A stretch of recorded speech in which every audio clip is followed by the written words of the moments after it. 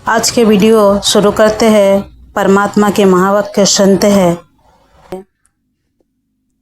जो वो भी प्रशंसा चाहते हैं। माँ कभी कभार किचन में काम कर रहे होते हैं तो पापा जब शाम के टाइम काम से आते हैं तो माँ अपने बच्चों को बोल देते हैं, तेरा पापा काम से आए हैं, एक गिलास पानी दे दे। तो वो बच्चा अपने होमवर्क सारा काम छोड़कर अपने पापा को पानी देने के लिए जाता है और अपने पापा को पानी देकर पापा की ओर देखता है। जब पापा ने कुछ बोला नहीं, पापा तो अपने कामों की चिंता में खोए हुए हैं। बच्चे को भी दो शब्द नहीं कहा। फिर बच्चे ने सोचा हमें कोई चॉकलेट देता है तो हमारे पेरेंट्स हमें यही कहते हैं, थैंक यू बोलो, अंकल को थैंक यू बोलो। पापा ने मुझे थैंक यू नहीं कहा, मैंने पानी दिया। दूसरे दिन फिर दूसरे दिन शाम को जब पापा काम से आते हैं फिर माँ बोलते हैं, बेटा पापा को एक गिलास पानी दे दे। तो बेटा क्या कहेगा, मैं बिजी हूँ, आप ही दे दो। आज प्रशंसा के दो शब्द सबको चाहिए। हम जब किसी को प्रशंसा के दो शब्द बोलते हैं फिर देखो वो हमारे बात मानने लगते हैं, फिर वो धीरे धीरे आपके ऊपर भरोसा करने लगते हैं। बड़े का मानना जैसे बड़े किसी को कोई सलाह दिया तो नहीं माना तो बड़े के मन में आता है, मैंने सलाह दिया मेरी बात नहीं मानी, दुखी होते हैं। दुखी कौन हुआ, ईगो हर्ट हुआ। बिना अभिमान के अपमान का महसूस नहीं होता। छोटे भी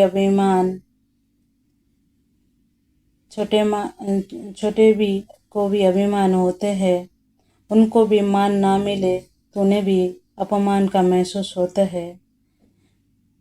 छोटे भी बोलते हैं मैंने इतना कुछ किया है लेकिन कभी भी किसी ने प्रशंसा नहीं किया, कितना ही कर लो फिर भी दो शब्द अच्छे नहीं बोलते। बड़े कहते हैं मेरी बात मानते ही नहीं हैं। छोटे होंगे तो छोटे के मन में आता है हमें कुछ समझते ही नहीं है, हम कितना ही कुछ करते हैं फिर भी शिकायत है। अभिमान का टकराव होता है, परिवार टूटता है, संबंध बिखरता है। हम किसी के प्रशंसा के दो शब्द कह दे तो आपकी बात मानेंगे, आपके विश्वास करेंगे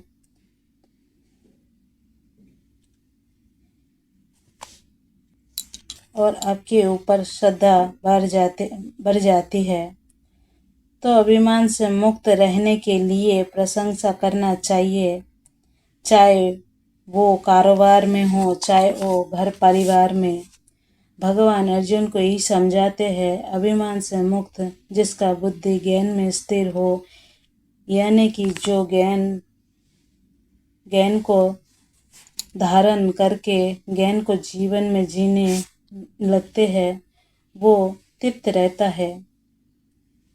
और यज्ञ के लिए कर्म करने वाला ही वो अपना आत्म शुद्धि करता है, दूसरे को प्रेरणा देता है, मोटिवेट के दो शब्द बोल देता है। तो देखा हमें कितना अच्छा लगता है। किसी का प्रशंसा करने से हम छोटे नहीं हो जाते।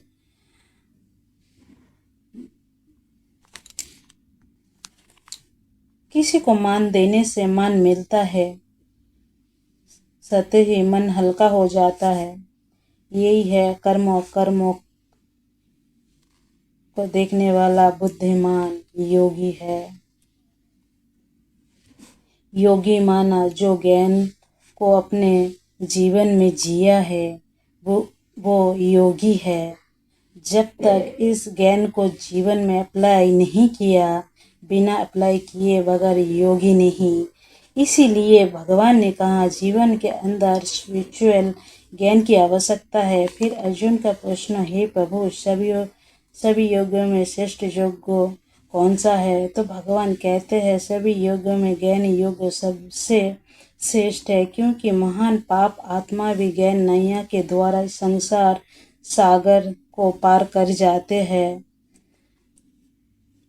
और एक ऐसे एक कहानी के द्वारा समझेंगे।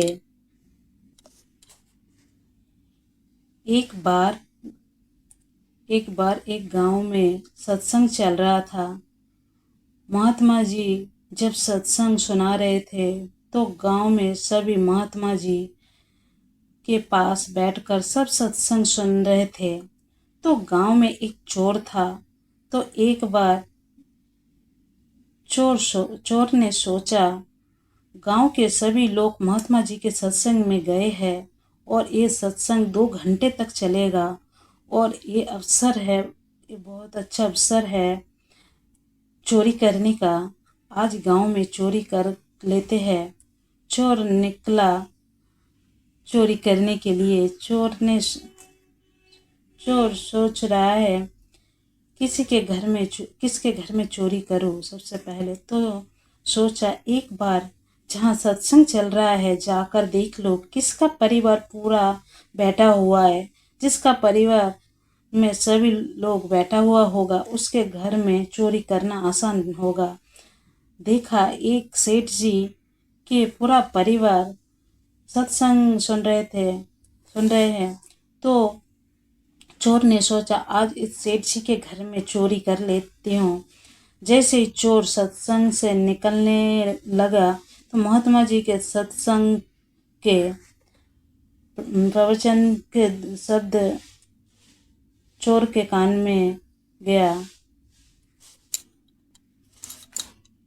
तो प्रवचन में महात्मा जी तभी कह रहे थे, देवदूत का परछाई नहीं होता। लेकिन चोर का क्या मतलब? सत्संग से देवदूत का परछाई हो ना हो। और चोर सेठ जी के घर में चला गया चोरी करने के लिए और घर से सारा सामान चुरा लिया। वहाँ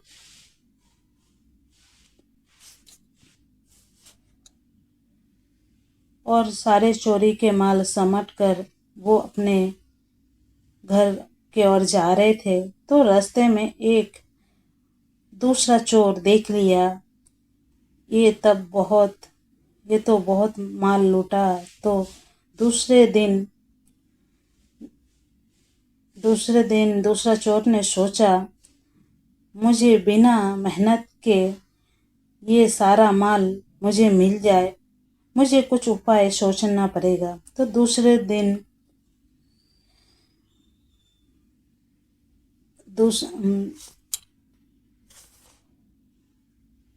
चोरी करूँगा।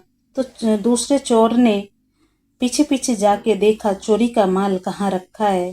तो देखा अपने घर ले गया सारे।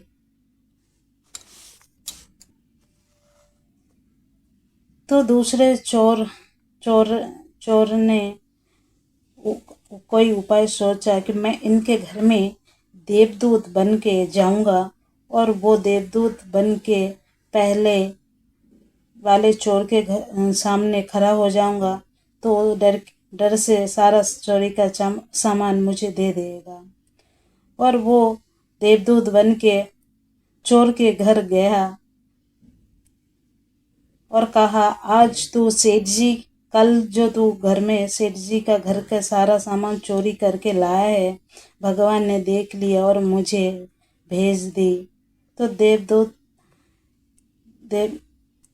देवदूत है, तो तुम ये चोरी के सामान मुझे दे दो, तुम अपने पापों से मुक्त हो जाओगे। चोर है तो क्या हुआ, भगवान के डर तो है। तो सोचा चोरी के सामान देवदूत को दे देता हूँ। लेकिन उसके मन में आया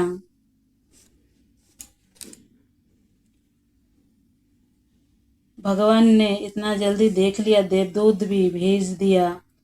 तो अंदर गया सारा चोरी के माल लेने, देवदूत को देने के लिए। तो कमरे के अंदर जाकर लाइट जलाई तो खिड़की से एक रोशनी जा रहे थे जो देवदूत के परछाई देखने लगे।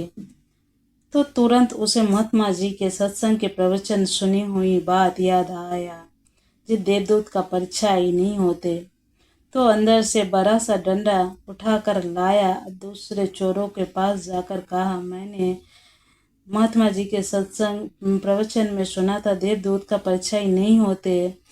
तुम सचमुच का देवदूत होते तो ये परछाई नहीं होते। तो देवदूत तो नहीं हो सकते। तो दूसरे चोर वहाँ से भाग गई।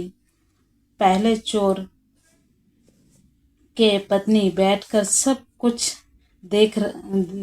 देखकर कहा, वो अपने पति को कहा, अपने महात्मा जी का एक शब्द वाक्य सुनकर आया और ये महात्मा जी के वाक्य सुनकर अपने चोरी का माल बचा लिया। अगर अब सारा प्रवचन सुनते तो जीवन का अनमोल खजाना बचा सकते थे। और ये बात चोर के अंदर हृदय को छू लिया। पत्नी की कही हुई बात उसके अंतरात्मा को जगा लिया। तो चोर ने सोचा, बात तो सही है। तो चोर ने मन ही मन संकल्प लिया, आज से चोरी करना बंद और एक सेठ जी का सारा माल उसके घर के दरवाजे पर छोड़कर आएंगे और उसके बाद मैं रोज प्रवचन सुनूंगा।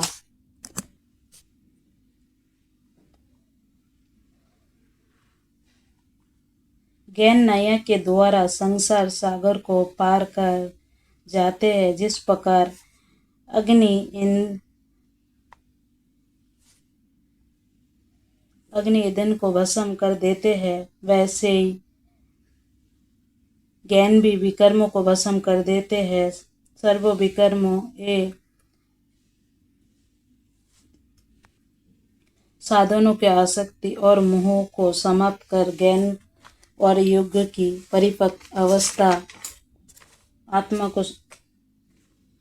आत्मा शुद्ध हो जाते हैं। ज्ञान योग ही श्रेष्ठ है।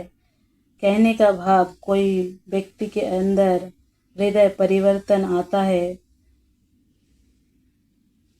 कोई सत्संग से या ज्ञान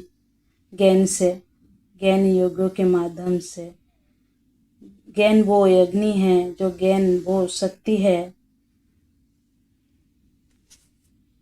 ज्ञान परिपक्व बना देते हैं। व्यक्ति का हृदय परिवर्तन होता है। मोहन पाप आत्माएं भी संसार सागर को पार कर जाता है। दुनिया में कोई भी भक्त शिरोमणि हो गए, तुलसीदास, मीराबाई, और ये शिरोमणि कब हुआ? जब ज्ञान अग्नि के संपर्क में आए। उस ज्ञान अग्नि ने उनके स्वरूप को बदल दिया। ज्ञान का बड़ा महत्व है और भगवान ज्ञान के महत्व को समझाते हैं। जिसने इंद्रियों को संयम, वासनाओं को जीता है और साधनाओं में आसक्ति नहीं है तथा परमात्मा के श्रद्धा विश्वास है, वही ज्ञान का पराकाष्ठा को प्राप्त कर सकता है तथा ज्ञान मार्ग पुरुषार्थ में अग्रसर होकर परम शांति को प्राप्त कर लेता है। ज्ञान वो शक्ति है